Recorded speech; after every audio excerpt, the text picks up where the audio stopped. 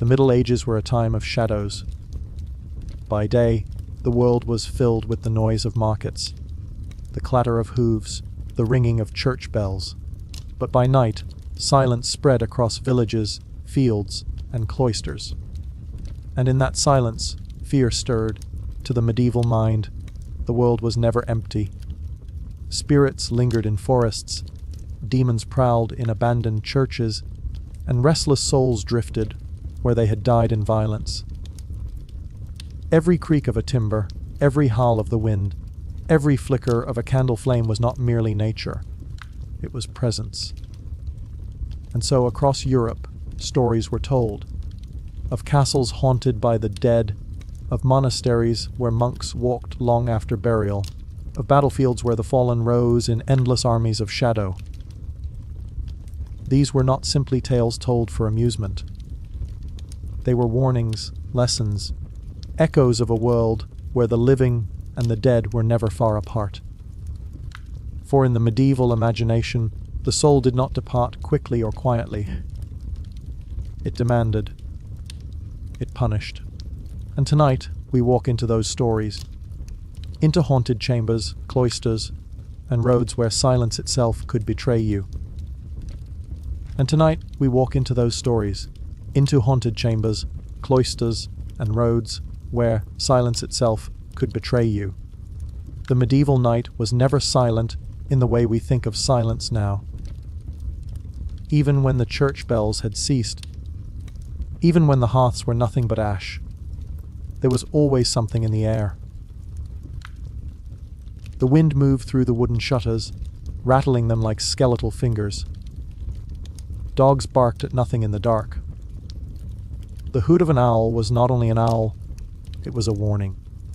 For in the Middle Ages, to hear something was often less frightening than to hear nothing at all. Silence carried weight. Silence suggested presence.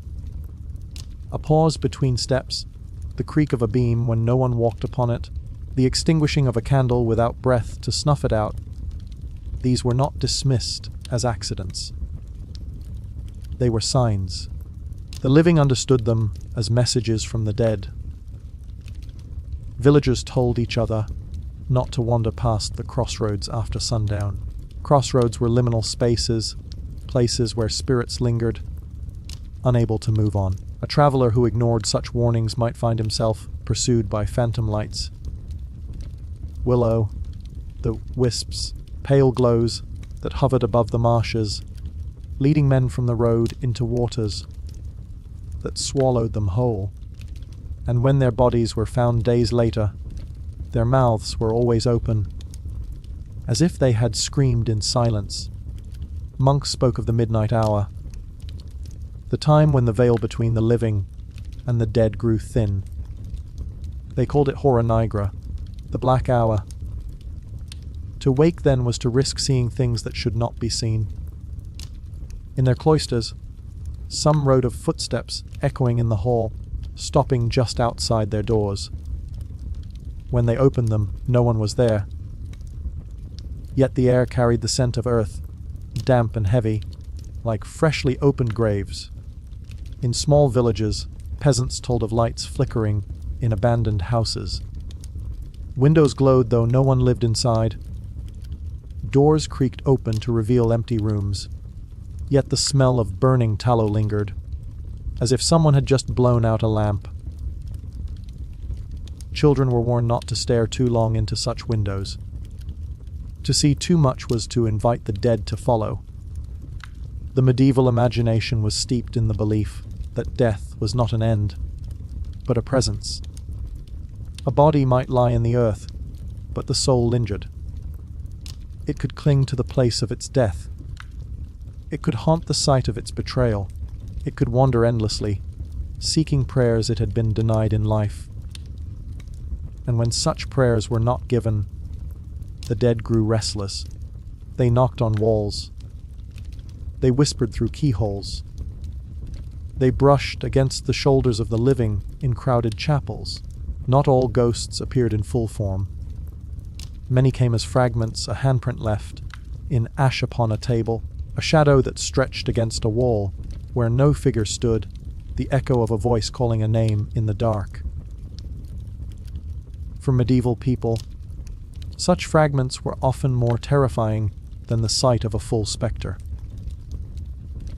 A figure could be explained as dream or trick of the eye, but who could explain the child's laugh that echoed from an empty field, or the feel of fingers gripping a sleeve when no one was near? Every region had its stories, but they shared patterns. A noble betrayed in life became a pale rider upon the moors.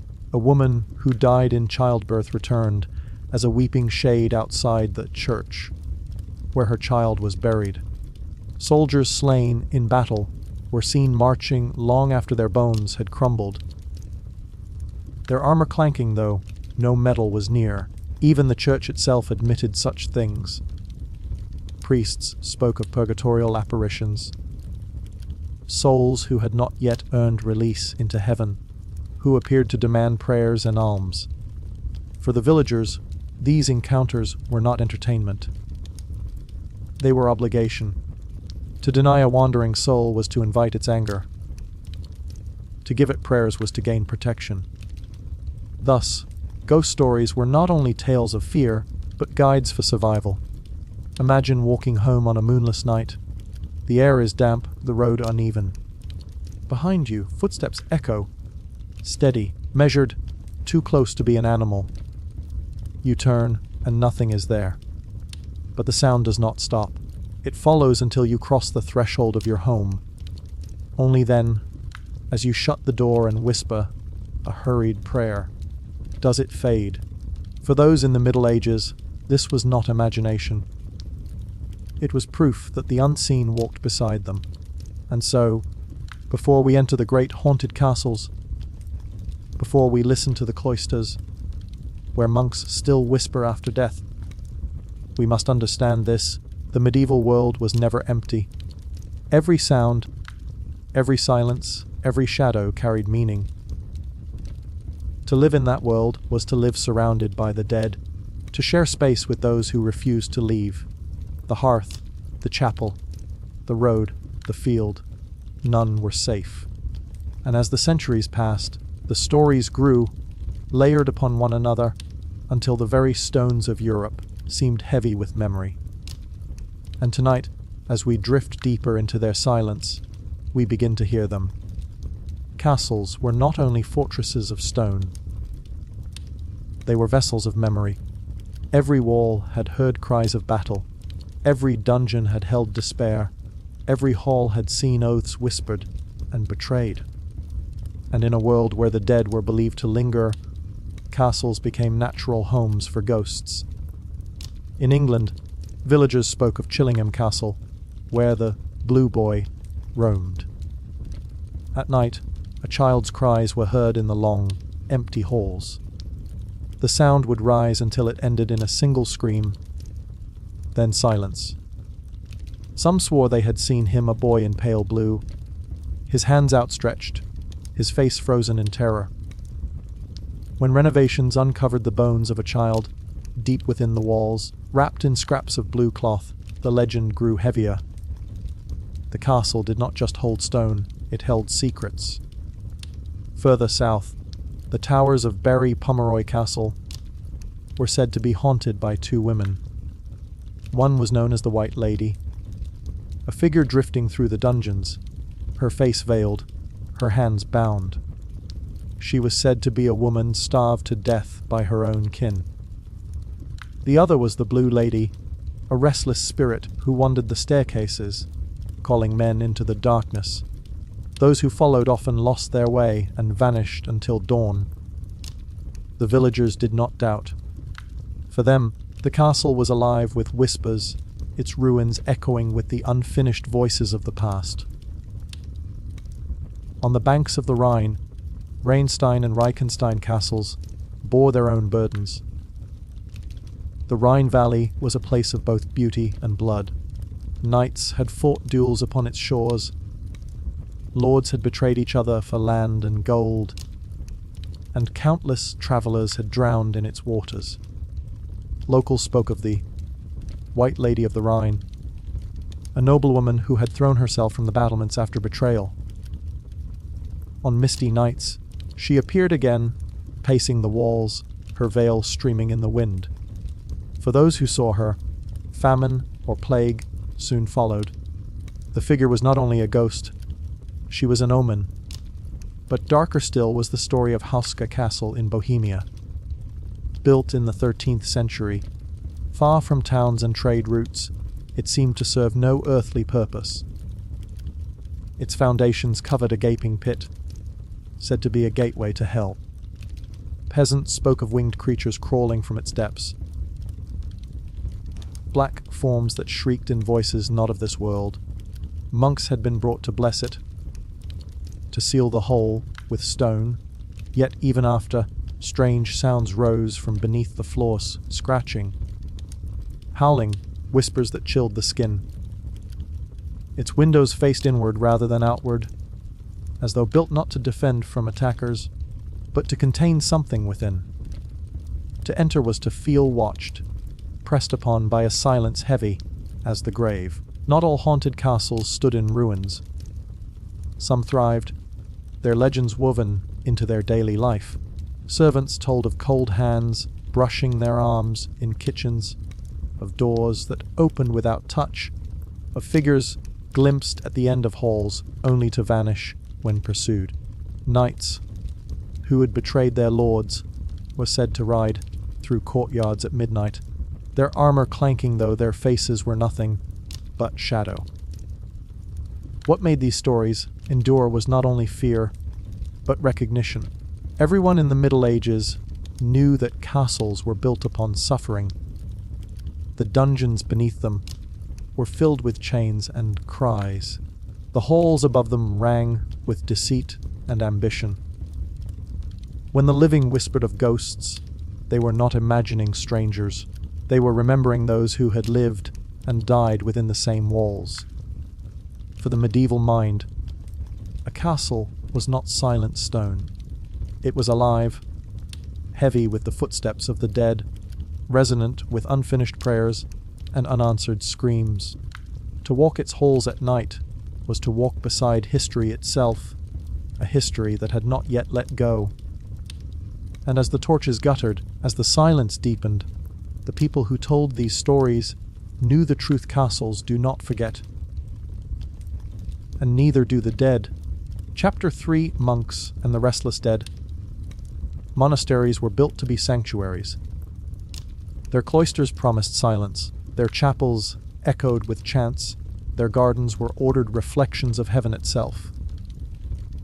Yet even here, behind thick walls, and under watchful eyes of abbots, the dead found no rest. The monks of medieval Europe lived not only with scripture, but with shadows. One chronicler in Burgundy wrote of the restless brother.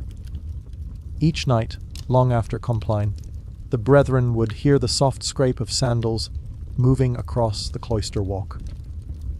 The sound was steady, measured, almost comforting, until they realized that no living monk walked at that hour. When brave novices followed the noise, they found only darkness, yet the scent of freshly turned earth lingered, clinging to their robes. The elders whispered that a brother who had broken his vows in life could not rest in death, condemned to pace the cloister until his penance was complete. In England, ruined abbeys still bore tales of phantom processions. Travelers spoke of lines of monks robed in white, moving silently through collapsed naves. Their lips moved as if in chant, but no sound carried on the wind. Some believed these were martyrs, slaughtered during Henry V's dissolution of the monasteries. Others claimed they were souls who could not leave until their daily prayers were finished, prayers that continued even in death. To see them was to feel a weight in the chest, as though the air itself demanded reverence. Italy had its own haunted convents. Near Florence, sisters whispered of a bleeding nun. Each night, in the library, she appeared with her veil stained crimson, her rosary clutched in pale hands. The sisters believed she had been murdered in secrecy, her story erased from record, her blood absorbed by the very stones. When candles guttered for no reason, when pages turned on their own, the nuns crossed themselves and whispered her name. She was not vengeful, they said, but sorrowful, a reminder of sin hidden, but not forgotten. Not all apparitions were human.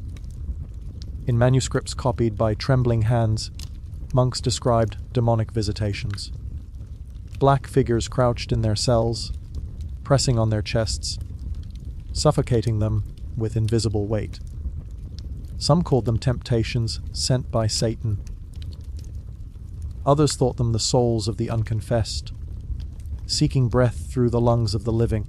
Whatever their nature, they left monks gasping in the dark, clutching crucifixes as though wood alone could hold back the unseen. The silence of monasteries, meant to nurture peace, often became a stage for these fears. A cough heard when all were asleep, a door opening into an empty hall, a voice reciting a psalm, faint but unbroken, though the chapel was bare. For those who lived cloistered lives, each sound mattered. And when those sounds belonged to no living brother, the silence that followed grew heavier still. Some abbots tried to explain such things. They spoke of the devil, of temptations meant to test faith. Others admitted more quietly that the dead lingered, not as demons, but as men unfinished, waiting for prayers that had never been spoken. And so monks doubled their vigils, praying not only for the living, but for the unseen souls that brushed their habits in the night. To step into a medieval monastery after sunset was to feel this weight. Candles flickered low, shadows stretched long across stone, and every sound seemed larger than life.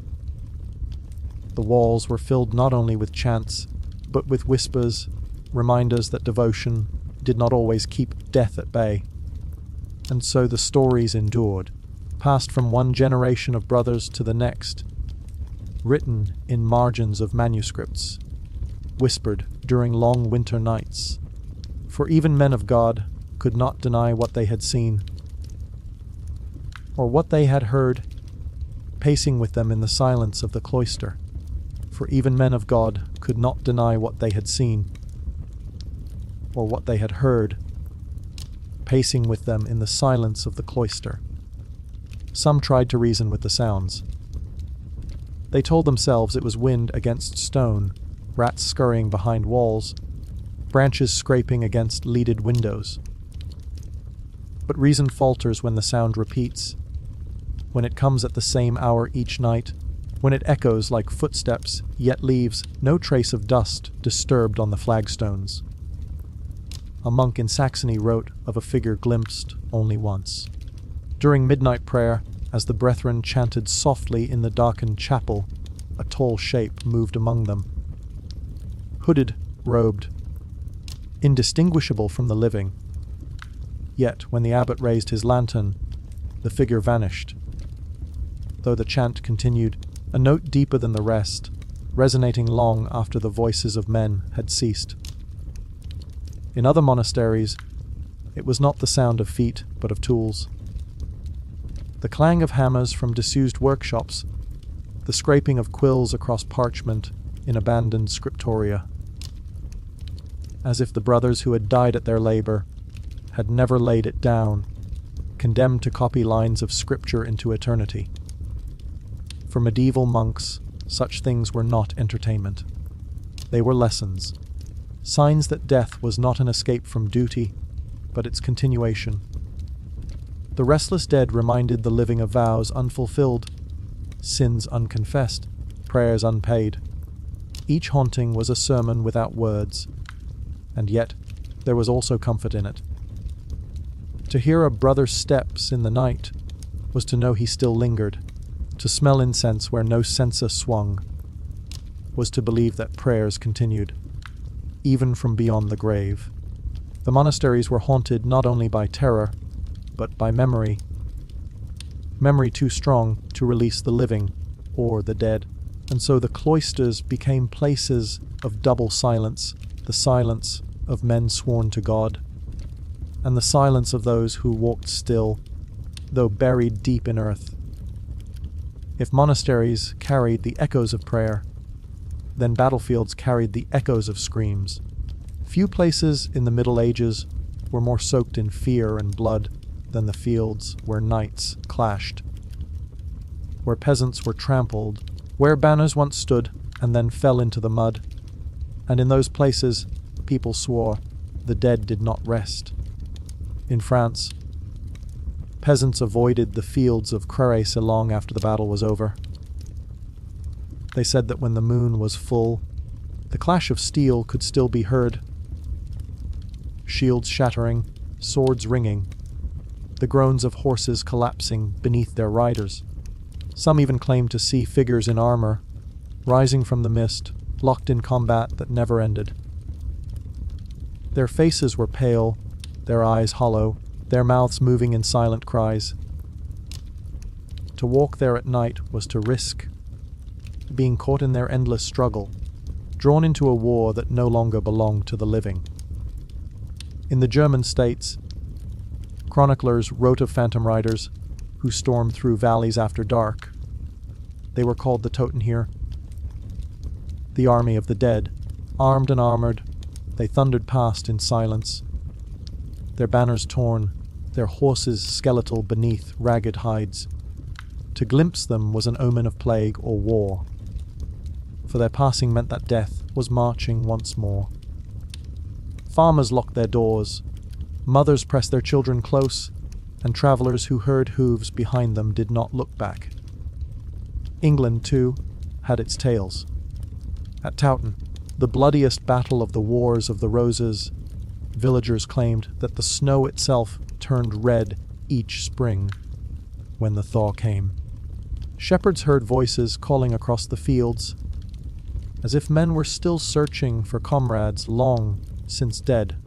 Dogs refused to enter the meadows, growling at shadows invisible to the eye. Even centuries later, locals walked carefully there, whispering that the ground remembered. And in Scotland, the Highlands were haunted by phantom pipers. On battlefields where clans had slaughtered each other, travellers heard faint music rising from the mist.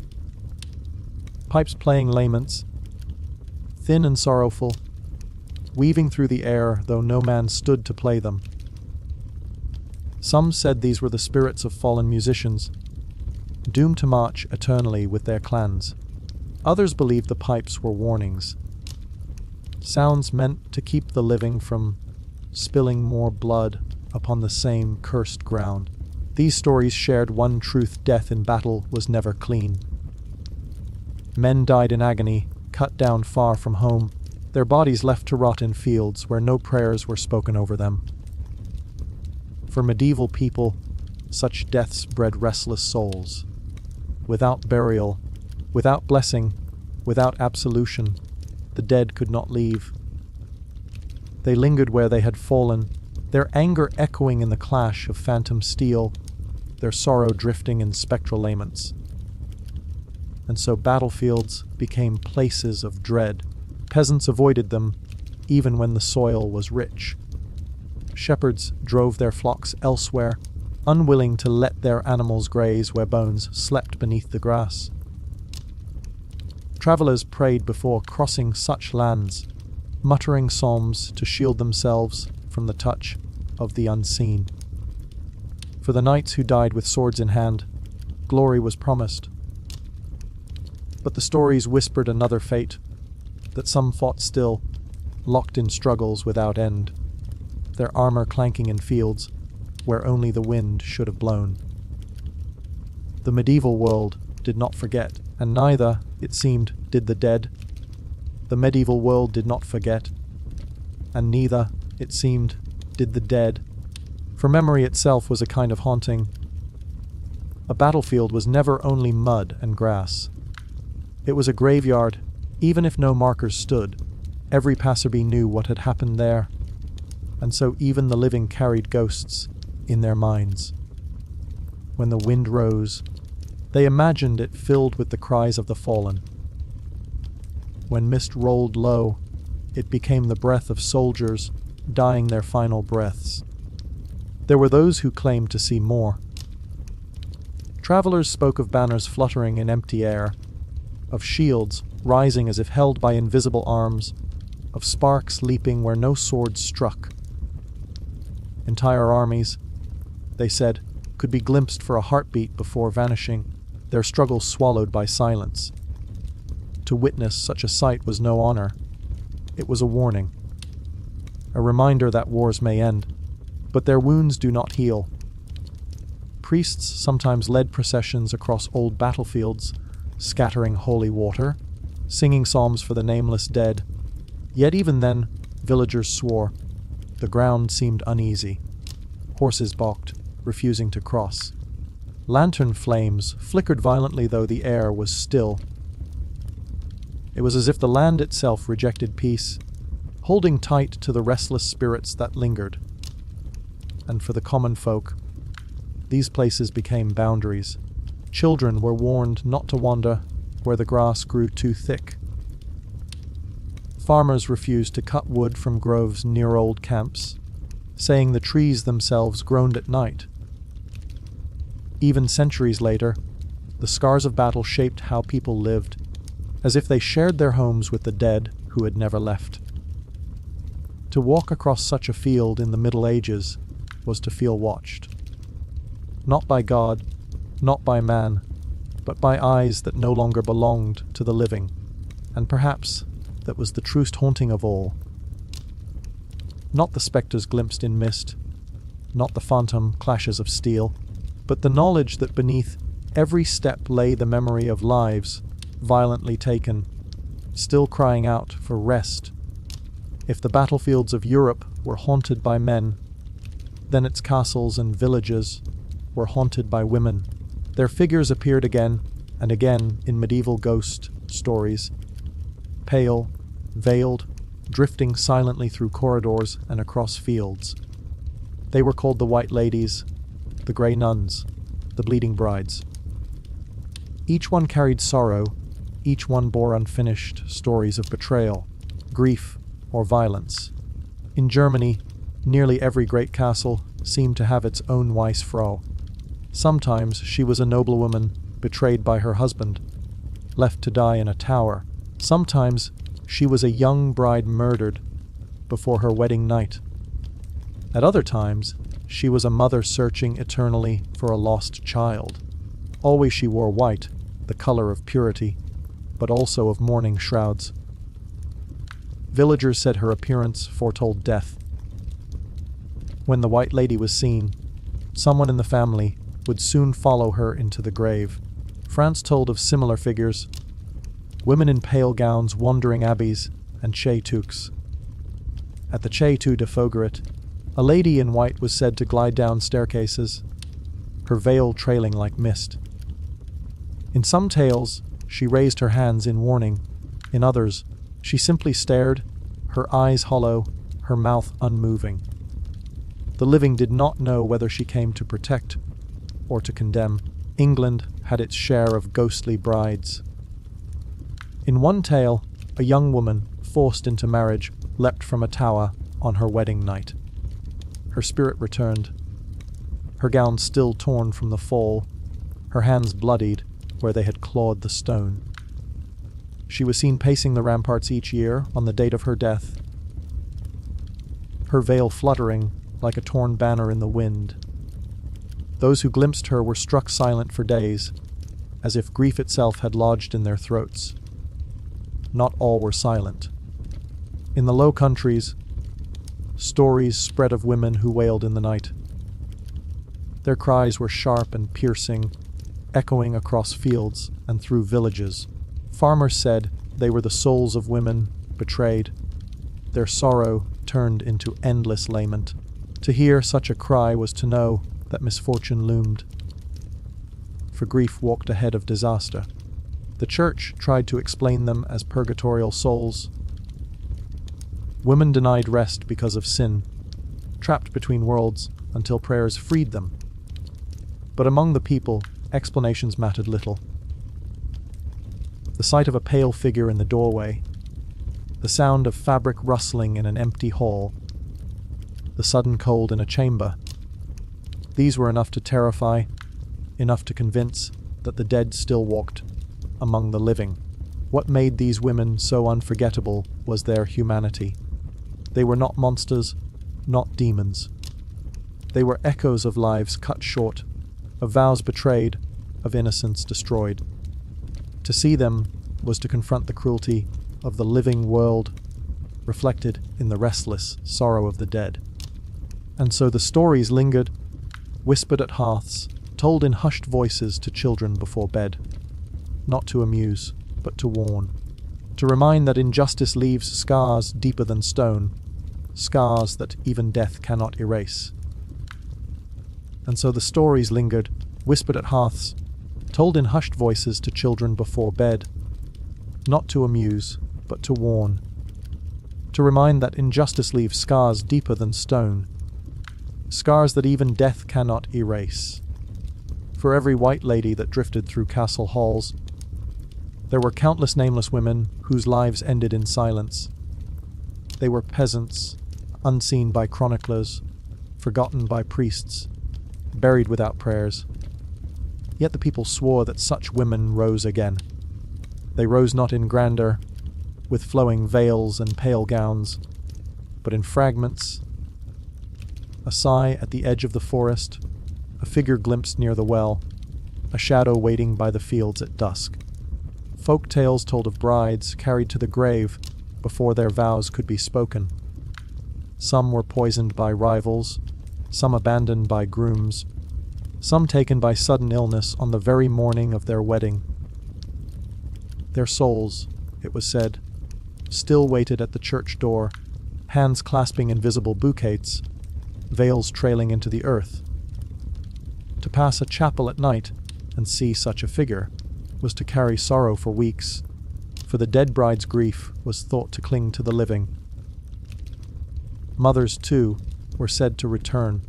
Women who died in childbirth often became restless spirits. Villagers swore they could hear their voices crying out for the infants they never held. Some told of women appearing at cradles, rocking them gently before vanishing with the dawn. Others believed the dead mothers wandered fields and riversides, searching endlessly for children who had not survived. Their presence was mournful, but not malicious, a sorrow too deep to rest. There were darker tales as well. In Hungary, stories spoke of bloodied brides who wandered not with sorrow, but with rage. Women murdered on their wedding nights returned in gowns soaked with red, their faces veiled, but their hands clawed and raw. These spirits were feared above all, for they did not warn of misfortune. They brought it. Villagers said crops failed after their appearance, animals sickened, children fell ill. They were not omens, but curses walking in human form. The power of these stories lay in their reflection of real life. The Middle Ages were a world where women often had little control over their fates. Marriages were arranged, vows imposed, deaths in childbirth common. The ghostly women of legend became more than phantoms. They were embodiments of injustice, echoes of voices silenced too soon. By telling their stories, communities gave shape to grief they could not speak aloud and fear they could not otherwise express. And so, by firelight, families whispered of women who returned, not because they loved vengeance, but because they had been denied peace. Children listened wide-eyed, learning not only to fear the supernatural, but to remember that every act of cruelty leaves echoes. Echoes that stretch beyond life, into the silence of the grave, and sometimes back again. For to the medieval mind, the dead were never far. A pale woman glimpsed on the path could be a trick of moonlight, or it could be proof that sorrow itself had taken form. A whisper on the stairs could be wind. or it could be a reminder that the living do not walk alone. And so the stories remained, not only as legends, but as warnings woven into daily life. The peasants crossing fields at dusk prayed softly when the air grew cold. The nobles in their castles lit extra candles when corridors felt too empty. Even monks in their cloisters admitted that sorrow sometimes lingered long after the flesh had returned to dust, because injustice was not forgotten. And grief, in the medieval world, was a force stronger than stone. The Middle Ages were an age of movement. Pilgrims walked across Europe to reach shrines, merchants carried goods through forests and over mountains, and peasants left their villages in search of work or safety. Yet for every journey begun, many never found their end. The roads were long, the nights cold, and danger lurked behind every hedge. And so, along those lonely paths, people swore the dead walked too. Travelers spoke of phantom pilgrims, figures in dusty cloaks, staffs in hand, wide-brimmed hats pulled low over their faces.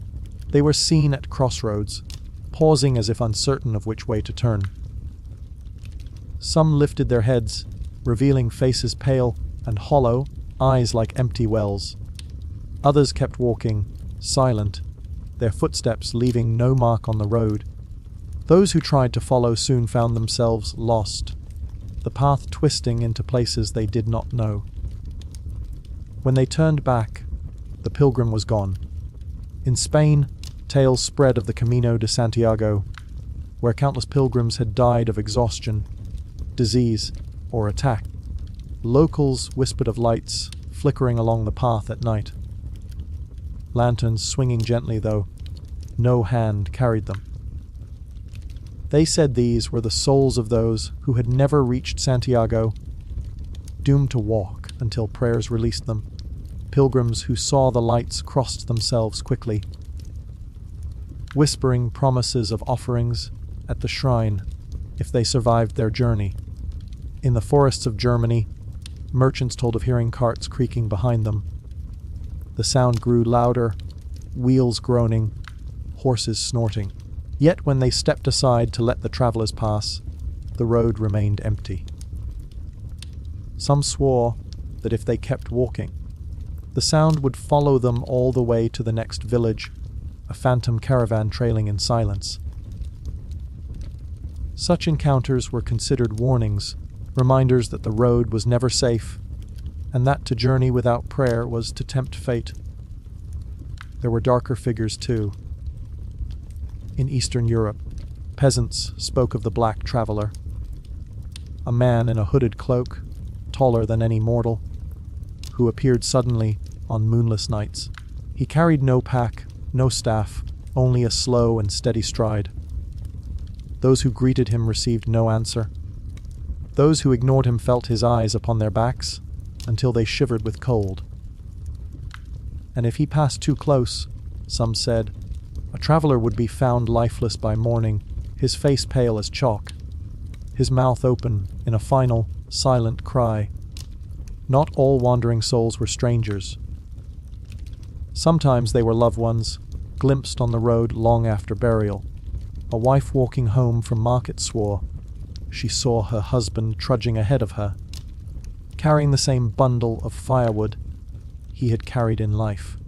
She called out, and he turned, his face familiar, but gray, lips pressed as if holding back words. He vanished when she drew near, leaving only the faint smell of earth.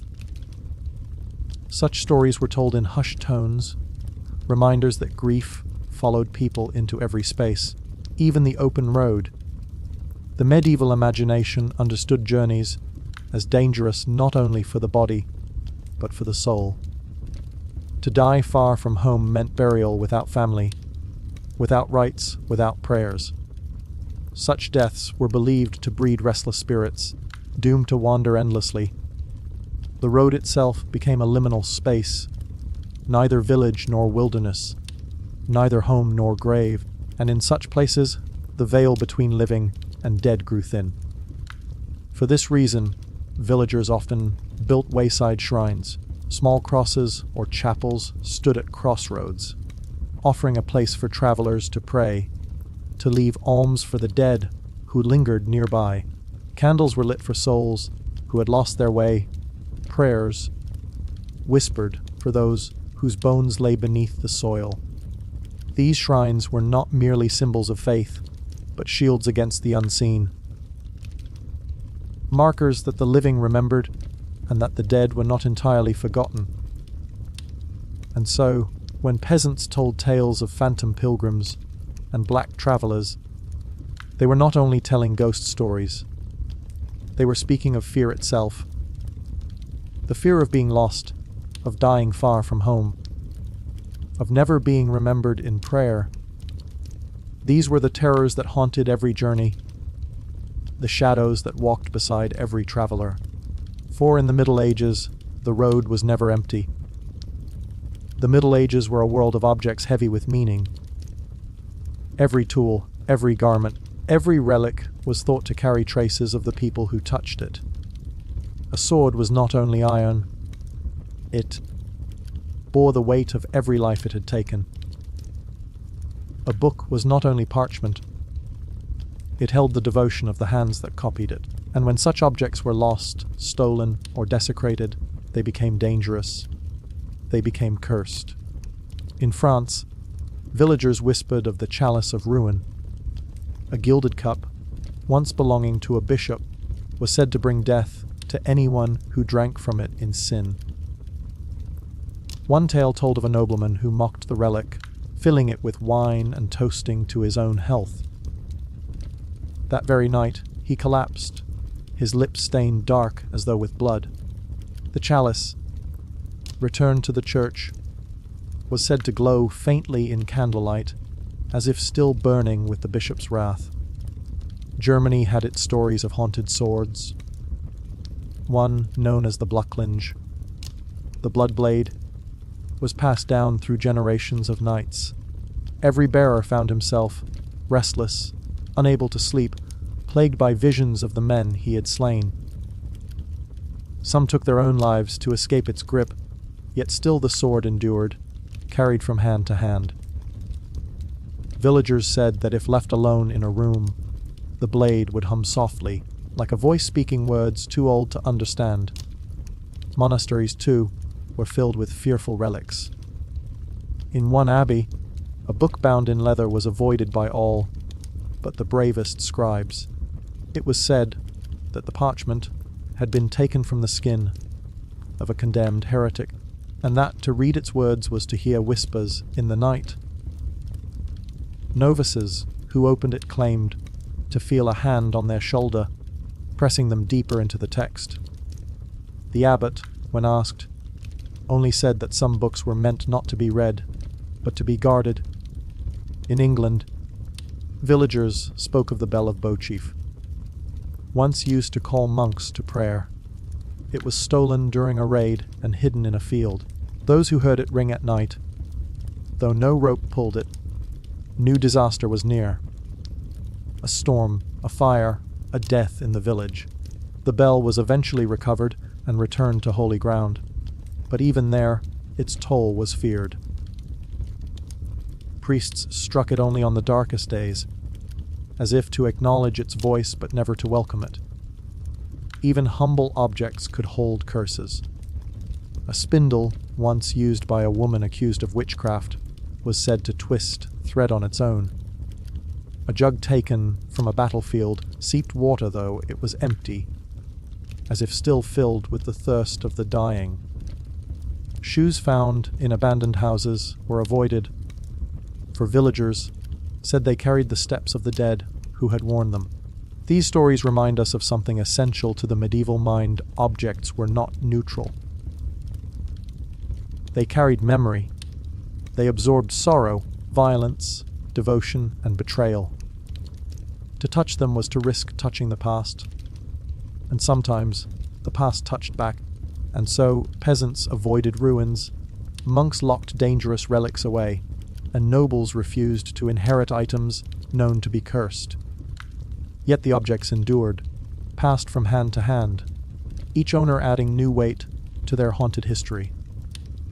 For in the Middle Ages, even the smallest possession could hold more than wood or metal. It could hold a soul.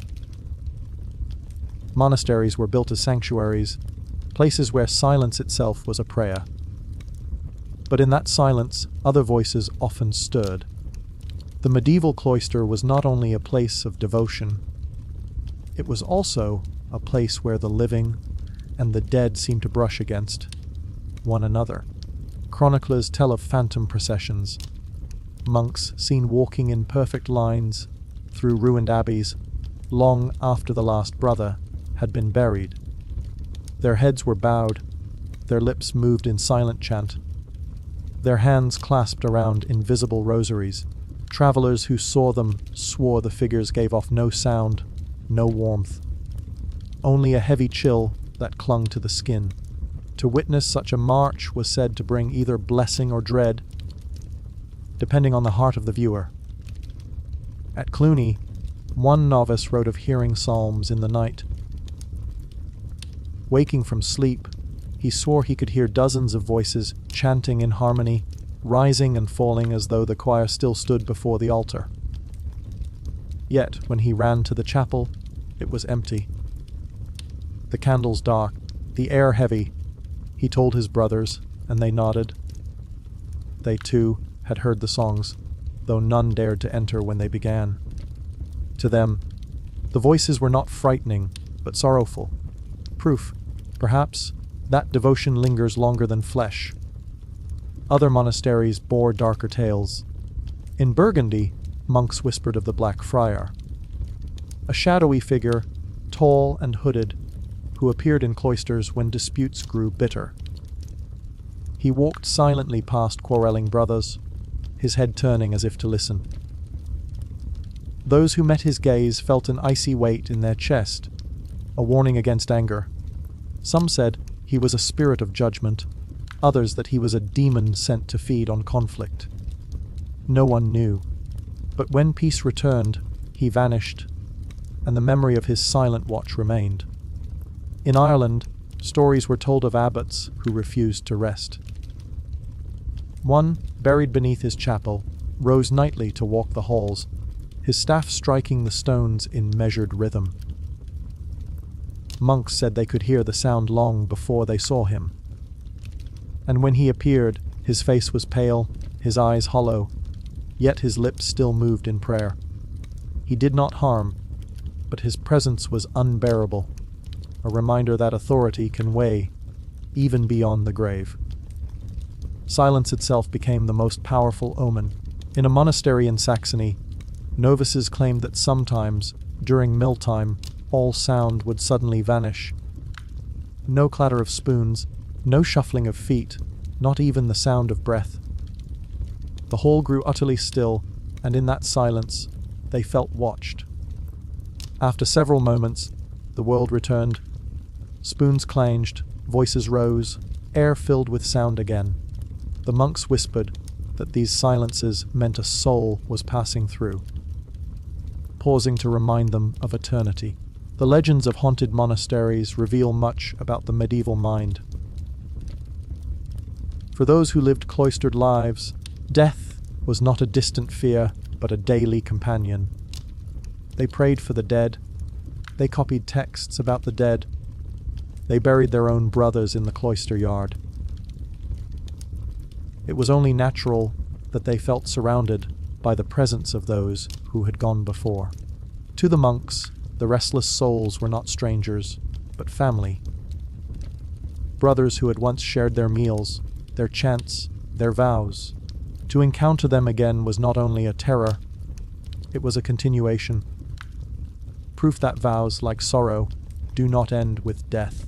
And so the monasteries were places of double silence, a silence chosen by the living, and silence carried by the dead. Together, they formed a harmony of absence, a reminder that even in holy places, the boundary between this world and the next was thin, fragile, and easily crossed. And so the monasteries were places of double silence chosen by the living, and silence carried by the dead, Together, they formed a harmony of absence, a reminder that even in holy places, the boundary between this world and the next was thin, fragile, and easily crossed. For the monks themselves, this was not always a curse. Many saw it as confirmation of what they already believed, that the soul endured, that death was only a passage, not an end. To hear a brother's steps in the cloister long after his burial was to know that prayer mattered, that devotion was not lost to time. The haunting became a kind of theology, written not in books, but in whispers and shadows. Yet the fear was real. Novices, new to the cloister, often confessed tremblingly of nights when their beds grew cold, when the straw seemed to shift beneath them, as if another body lay beside them. Some claimed to feel hands pressing gently on their shoulders during prayer, urging them to bow deeper, to remain longer in devotion. These moments could be read as blessings or as warnings. Even abbots were not immune. Records survive of leaders who spoke openly of visions. One wrote that while walking in the garden before dawn, he saw a brother tending the herbs. When he approached to ask about the work, the figure vanished, leaving the scent of mint heavy in the air. The abbot later discovered that the brother had died exactly 1 year before, his duties left unfinished. In the medieval world, the monastery was not a fortress against the supernatural. It was a stage upon which the living and the dead performed together. Their chants rose not only to God, but to ears that lingered unseen. Their silences were shared with shadows. Their prayers were whispered for souls who might already be present, brushing past them in the cloister walks. To live in such a place was to accept a simple, haunting truth: thy holiness did not banish the dead. It invited them. To understand the ghost stories of the Middle Ages, we must step into the mind of those who lived them. For in their world, death was not a hidden event. It was everywhere. Plague swept through villages, war tore fields into graves, famine emptied houses. To live in the medieval world was to live with death as a constant companion. Not an abstract fear, but a daily reality. The Church taught that souls passed into heaven, purgatory, or hell. Yet purgatory itself was a space of waiting, a place not of peace, but of fire, where souls lingered until their sins were purged.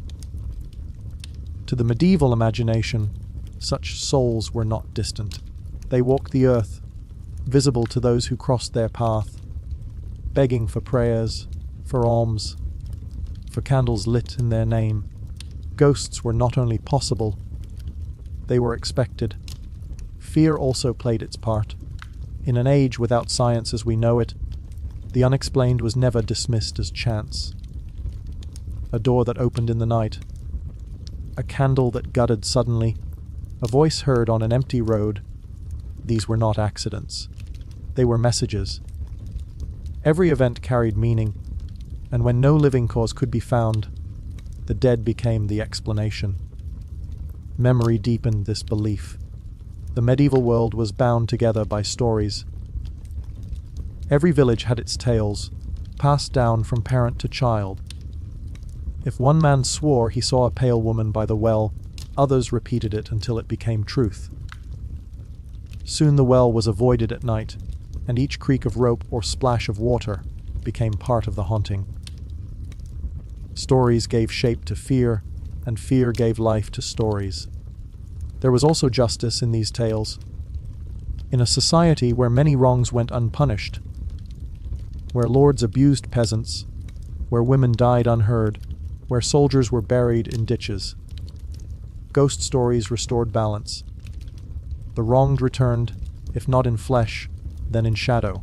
Their presence reminded the living that cruelty left echoes, and that no sin could be buried entirely.